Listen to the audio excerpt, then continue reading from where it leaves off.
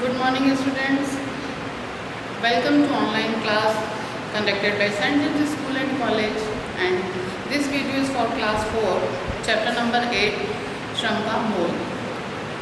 Before starting this chapter, all students take out your book and take pencil. आपको कहीं भी कोई word जो समझ में ना आए या आपको डिफ़िकल्ट लगे उसको पेंसिल से अंडरलाइन करते जाएंगे, जिससे कि बाद में आप उसको पूछ सकें। पाठ का नाम है श्रम का मोल। पहले मैं ये एक स्टोरी है, इसको पढ़कर सुनाऊंगी, फिर उसका जिस्ट सारांश आपको बताऊंगी।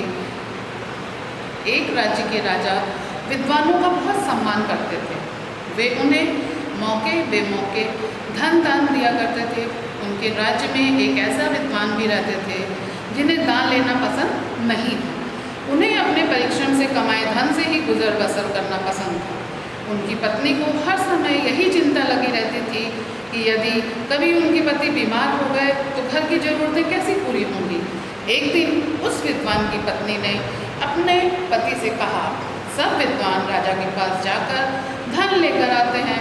आपके कई मित्र उसी धन से धनवान हो गए हैं।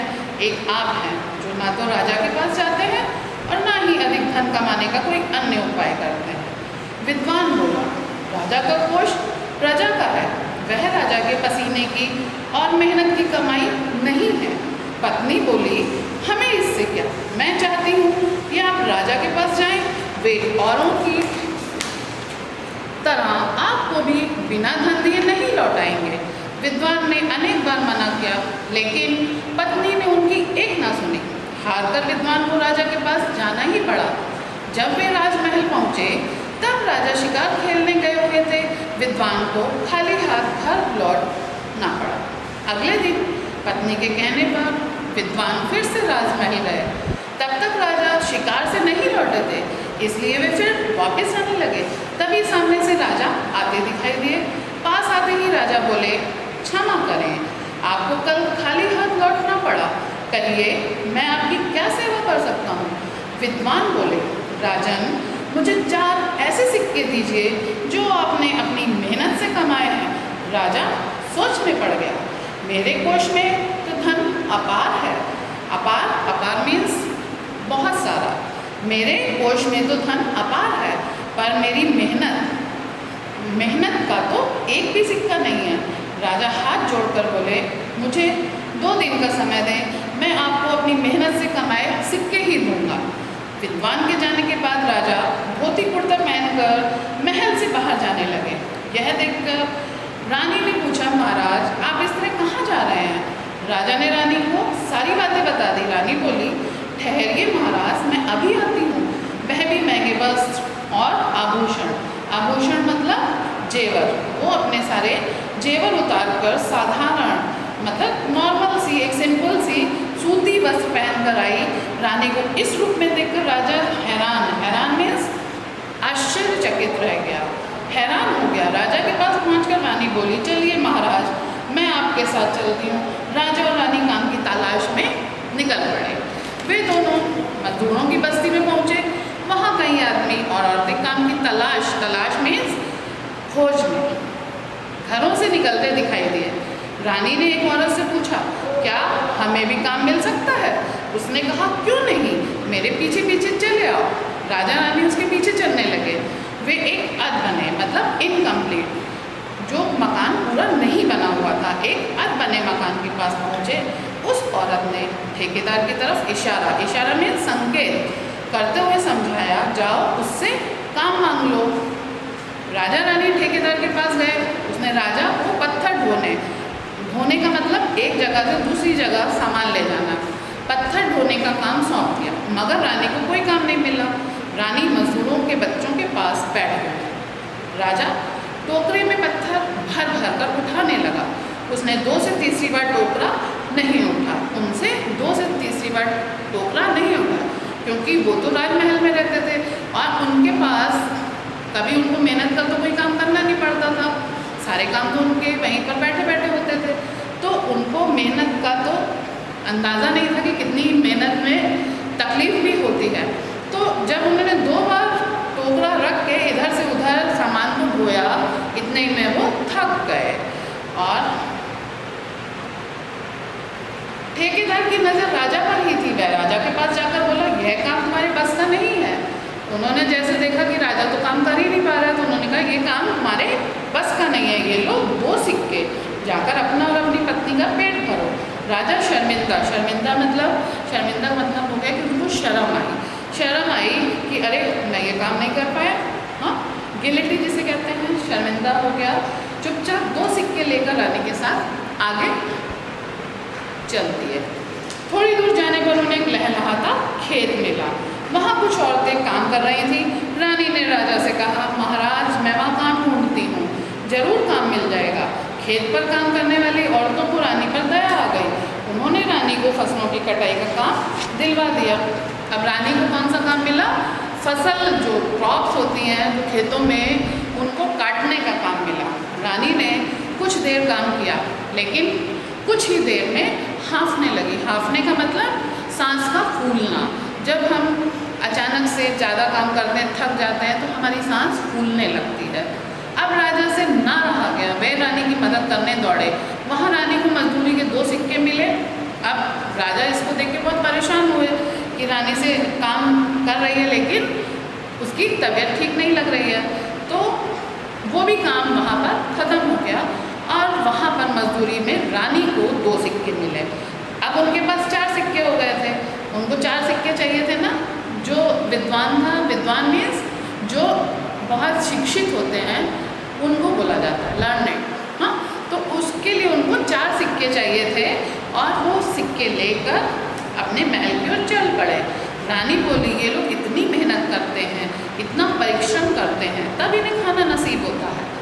राजा बोला, अब हम भी इनकी तरह परिश्रमी हो गए। परिश्रमी मीन्स परिश्रम या श्रम करने वाला व्यक्ति, परिश्रमी हो गए। वे महल में पहुँचे। विद्वान वहाँ पहले से आकर बैठे हुए थे। उन्होंने राजा रानी को इस वेश मीन्स इस जो उन्होंने ड्रेस पहनी हुई थी, चेंज की थी ना, उन्होंने अपनी ड्रेस जो राजा रानी के कपड़े होते हैं उनको बदल के वो एक साधारण से कपड़ों में काम की खोज में निकले थे। तो उसको देखकर विद्वान एकदम से क्या हुआ, चकित मीन्स हैरान हो गया। राजा ने विद्वान की ओर सिक्के बढ़ाते हुए कहा, लीजिए हमारी मेहनत की कमाई। आपने हमसे हमारी मेहनत की कमाई ना मांगी होती तो हमें श्रम का मोल कैसे पता चलता। अगर आप ये ना कहते तो हमारे पास जो कोष में मतलब खजाने में जो पैसा था उसमें से मैं दे देता, तो हमें कभी ये पता ही नहीं चलता कि मेहनत कैसे की जाती है और श्रम का उसका काम करने के करने के लिए हमें क्या कीमत चुकानी पड़ती है। अब हम श्रम का मोल जान गए हैं, हमें मेहनत से कमाई रोटी ही खानी चाहिए। विद्वान ने घर पहुंचकर पत्नी के हाथों पर सिक्के रखते हुए सारी बातें बताई। पत्नी की आंखें भर गई। वह बोली, चलो इसी बहाने राजा का मोल को पता चला। अब अभी आपने ये स्टोरी पढ़ी। इस स्टोरी में, इस कहानी में आपने देखा कि श्रम के बारे में बात की गई है, मेहनत। इसमें एक राजा रानी को दिखाया गया है। आपने अभी ये स्टोरी पढ़ी। अब इसको आप ध्यान से पूरी स्टोरी को फिर से पढ़ेंगे तो आपको ये स्टोरी अच्छे से समझ में आ जाएगी। और राजा रानी को श्रम का मोल समझ में आ गया था। कैसे समझ में आया था? जब उनसे विद्वान ने कुछ मांगा। क्या मांगा? 4 सिक्के मांगे। जब 4 सिक्के मांगे और वो भी राजा की मेहनत की कमाई थी, और राजा के पास अपार खजाना था, बहुत पैसा था, लेकिन उनको मेहनत का देना था। तो उस मेहनत की कमाई के लिए राजा साधारण से कपड़ों में काम को ढूंढने निकले गांव में उन्हें जब निकले तो एक मकान जो पूरी तरह से भी बना नहीं था, वहाँ पर पत्थर ढोने का काम मिला। राजा ने वहाँ पर काम किया, पर वो 2 ही 3 बार कर पाया और वो थक गया, उस काम को वो नहीं कर पा रहा था। तो उसको 2 सिक्के वहाँ से मिल गए। और रानी ने आगे चल के जहाँ खेत थे वहाँ पर काम मांगा और उस खेत में फसल काटने का काम रानी को मिला। उसको भी ज़्यादा देर वो भी काम को नहीं कर पाई। उस 2 सिक्के से, राजा को मिले हुए 2 सिक्के से 4 सिक्के हो गए थे और वो महल की तरफ आ गए। और जो विद्वान ने उनसे मांगी थी, 4 सिक्के मांगे थे, उनको उन्होंने वो सिक्के दे दिए।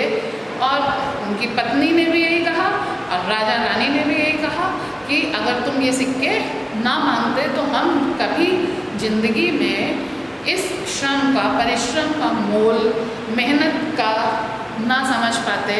तो इस स्टोरी से हमें क्या शिक्षा मिलती है? मॉरल ऑफ द स्टोरी क्या है कि हमें हमेशा मेहनत करनी चाहिए।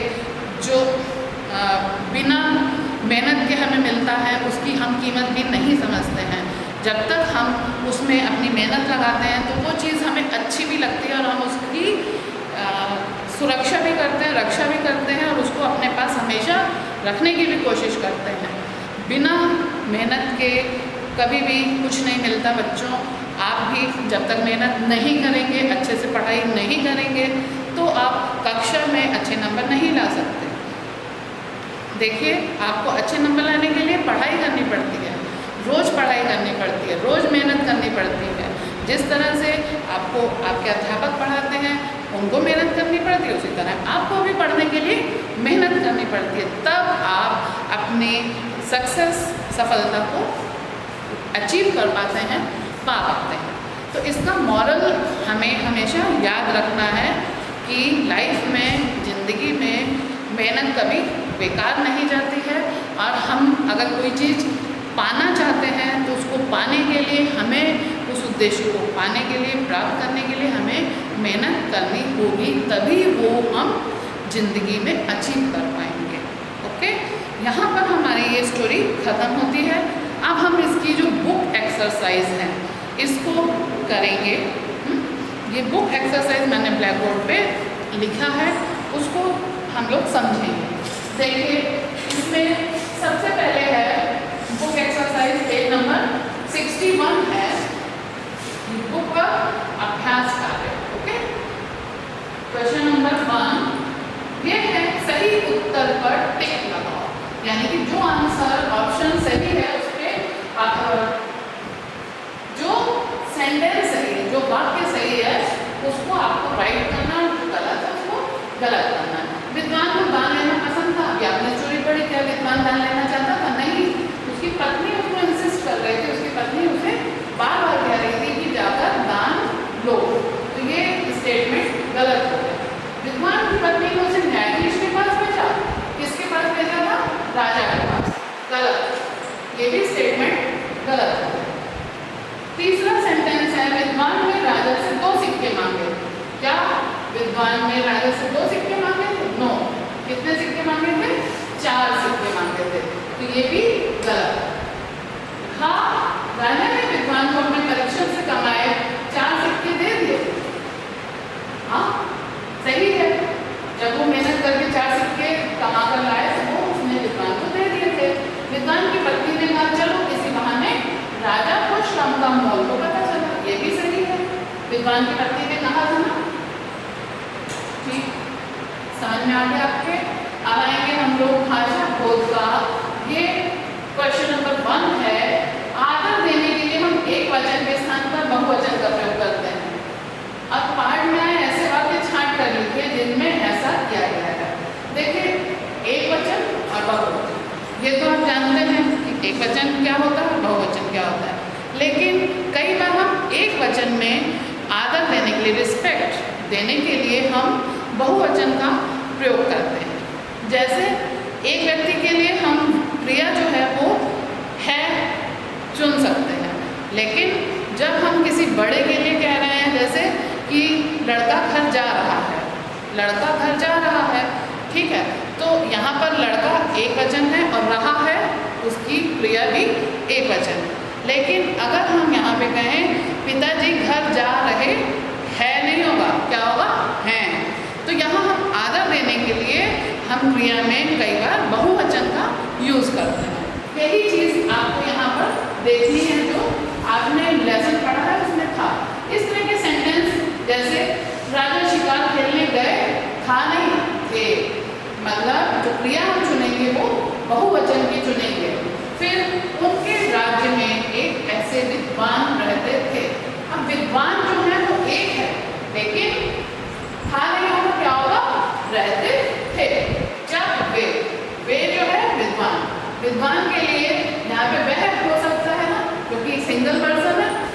वचन है, लेकिन हम उसकी जगह क्या यूज करेंगे?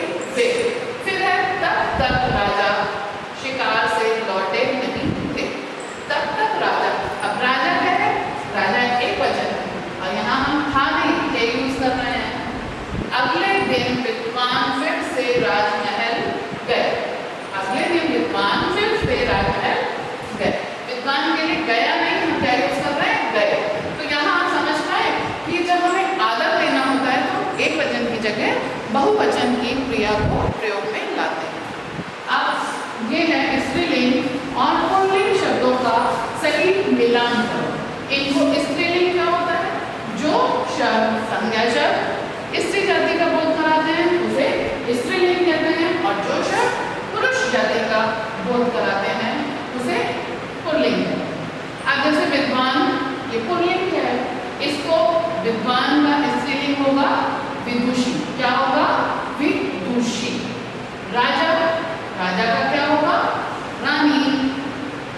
राजा का रानी हो गया, ठीक है।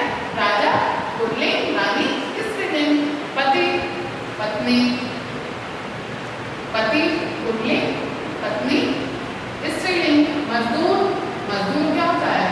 पुल्लिंग। और मजदूरनी मतलब मजदूरनी स्त्रीलिंग। आदमी, ये क्या है? आदमी। आदमी पुल्लिंग होता है और ये औरत, ठीक है। ये इस तरह से आपको साफ स्केल पर यूज करते हुए इस वर्क को करेंगे। और जो वर्क आप हमेशा पेंसिल से ही करते हैं उसको पेंसिल से ही करेंगे। अब है एक्सरसाइज 3, समानार्थी रूप लिखो। इसमें कुछ शब्द लिखे हैं जिनके समानार्थी, समानार्थी में समान अर्थ। अगर हम इस शब्द को तोड़ते हैं तो इसका मतलब होता है समान और अर्थ। ऐसे शब्द इनके जो इक्वल मीनिंग है, समानार्थी शब्द कहते हैं। इसको आप देखेंगे एक्सरसाइज 3। मेहनती, मेहनती को हम क्या कह सकते हैं? और परिश्रमी। फिर है आदर, आदर को सम्मान। श्रमिक, मजदूर। ग्रह, घर। भूपति, भूपति मतलब भू, भू मतलब जमीन। जमीन का पति मतलब भूपति, जमीन पे रहने वाला भूपति यानी राजा। खजाना, कोष। लज्जित, शर्मिंदा। दोस्त, मित्र। ये है समानार्थी शब्द, ओके। फिर हम लोग इधर है वाक्य बनाओ। एक्सरसाइज 4 है ये वाक्य बनाओ। तो इसमें हम लोग जो ये सेंटेंस लिखे हैं इसके अलावा भी आप वाक्य बना सकते हैं।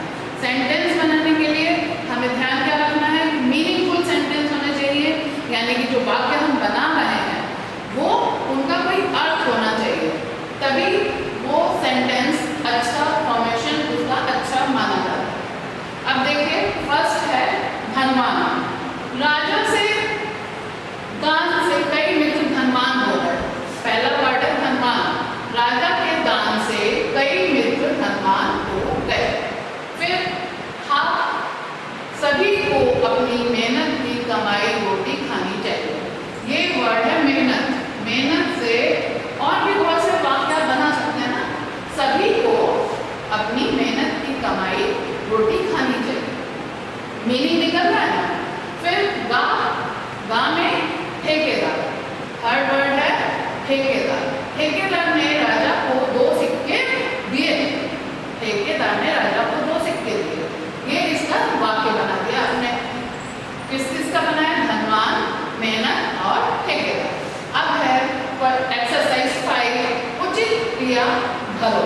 क्रिया मीन्स वर्ब। हाँ, क्रिया जो काम के होने का बताता है उसको हम लोग क्या बोलते हैं? क्रिया कहते हैं। पत्नी धनवान होना, आगे क्या होगा? चाहती थी। दूसरा चाहती थी कि जाती थी, तो पहला आप ऑप्शन क्या लेंगे? चाहती थी। राजा ने 2 दिन का समय लिया था। राजा ने 2 दिन का समय लिया था। क्या हमें भी काम थर्ड है क्या हमें भी काम मिल सकता है, क्वेश्चन है ये गा, पाता है सकता है, तो इसमें सकता है। सबका अपना अपना नसीब होता है, सबका अपना अपना नसीब होता है कि पढ़ता है, बताइए क्या होगा, सबका अपना अपना नसीब होता है, ये हो गया। लास्ट है राजा और रानी मेहनत करते थे, राजा और रानी मेहनत करते थे कि खेलते थे, राजा और रानी मेहनत करते थे। ये आपका बुक यहाँ पे फिनिश हो रहा है, ख़त्म हो रहा है। इस सारे बुक वर्क को आप पेंसिल से करेंगे और आप इस लेसन को पूरा पढ़ेंगे, तब आप ये सारी बुक एक्सरसाइज अपने आप कर सकते हैं। Okay, thank you.